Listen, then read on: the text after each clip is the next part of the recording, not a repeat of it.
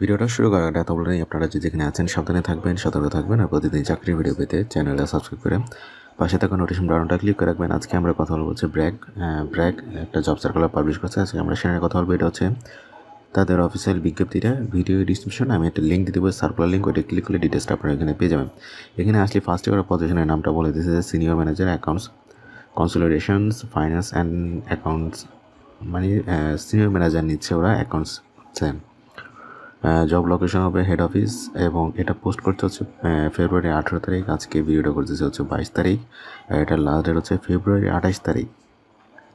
মানে আর মাত্র 6 দিন সময় আছে।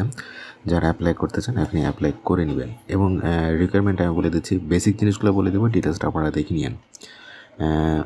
এরপরে নিচে আসলে দেখবেন যে এখানে এডুকেশনাল রিকোয়ারমেন্টের কথা এখানে বলছে যে ওরা graduation in any discipline prefer করবে হচ্ছে অ্যাকাউন্টিং অর ফাইন্যান্সে বিজনেস রিলেটেড সাবজেক্টে, having a professional degree এসিএ or ACCA, এটা আর কি প্রেফার করবে। বাট গ্র্যাজুয়েশনটাই চাইছে, সেটা অ্যাকাউন্টিং অর ফাইন্যান্সে হলেই কিংবা বিজনেস রিলেটেড সাবজেক্টে ওরা চাইছে, মানে এটাকে প্রেফার করবে আর কি।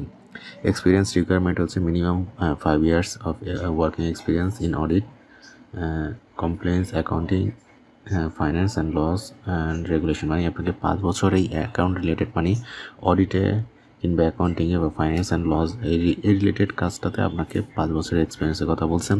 এখানে তার বেনিফিটসের কথা বলছেন, এটা কীভাবে অ্যাপ্লাই করবেন এখন সেটা বলে দিয়ে এইখানে যে অ্যাপ্লাই নাও এটা ক্লিক করবেন।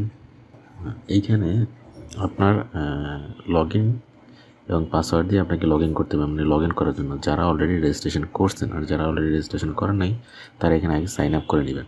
এখানে আপনার ইমেল অ্যাড্রেস, আপনার পাসওয়ার্ড, আপনার কনফার্ম পাসওয়ার্ড, এরপর এই ক্যাপচারটা ফিল আপ করে সাইন আপ করবেন। এরপর হচ্ছে আপনার ওই পার্সোনাল ইনফরমেশান, আপনার এডুকেশনাল ইনফরমেশান, আপনার এক্সপিরিয়েন্সের একটা ফর্ম থাকে, এটাকে ফিল আপ করে তারপরে এখানে আবার আপনি লগ ইন করে সাবমিট করে নিন।